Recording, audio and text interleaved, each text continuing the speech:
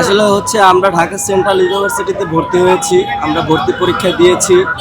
তো সেখান থেকে হচ্ছে আমি ঢাকা সেন্ট্রাল ইউনিভার্সিটিতে ভর্তি হওয়ার কারণে আমি ঢাকা সেন্ট্রাল ইউনিভার্সিটির স্টুডেন্ট, কিন্তু আমাদের এখনও প্রতিষ্ঠান হয় না, আমাদের ক্লাস নেই,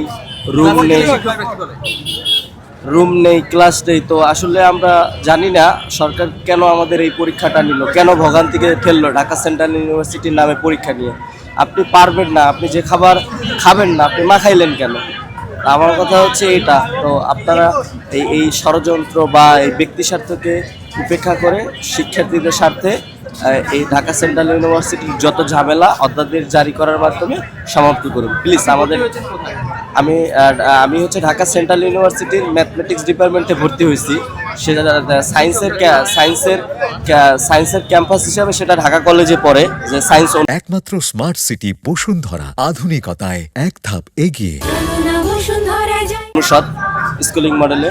তো সেখানে মানে দেখেন, আসলে এটা আমাদের শিক্ষার্থী হিসেবে আমাদের যেরকম হীনমন্যতা বা খারাপ লাগা, এই ভিডিওটা আমার কোনো শিক্ষক দেখলে তার ক্ষেত্রেও খারাপ লাগা, কারণ সে কখনোই চায় না যে তার ছাত্ররা রাস্তায় থাকুক অন্তত শিক্ষার দাবি নিয়ে।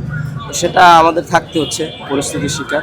তো আমরা চাচ্ছি যে ইনশাল্লাহ অধ্যাদেশটা জারি হবে, ইউনিভার্সিটিটা হয়ে যাবে, আমরা শিক্ষক শিক্ষার্থী সবাই আবার একত্রিত হব। আচ্ছা দেখেন, এখন আমার শিক্ষকরা আসলে চাচ্ছে না যে আমি ঢাকা সেন্ট্রাল ইউনিভার্সিটিতে হোক, তারা চাচ্ছে যে 7 কলেজই থাকুক। কিন্তু দেখেন, শিক্ষার বৃহত্তর স্বার্থে দেশের শিক্ষাবিদ বা পরিকল্পনা তারা সবাই মিলে চিন্তা করছে যে ঢাকা সেন্ট্রাল ইউনিভার্সিটিটাই বেস্ট, আর এটা শিক্ষার গুণগত মান পরিবর্তন করে ভালো কিছু হয়। ভালো কিছু হলে তো আমাদের দেশেরই উপকার।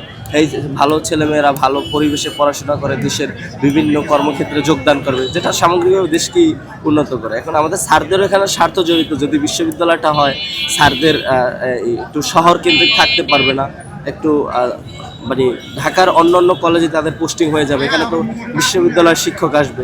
তো এটা নিয়ে ছাড়া চাচ্ছে যাতে বিশ্ববিদ্যালয়টা না হোক। আসলে এই অবস্থায় এখন দেখি সরকার বা দেশের মানুষ বা সবাই কাদের পক্ষে সাপোর্ট নেয় বা কোনটা ভালো হয় সেটাই করুক। তো আমি শিক্ষার্থী হিসেবে আমার কাছে মনে হয় ঢাকা সেন্ট্রাল ইউনিভার্সিটিটা হয়েছে।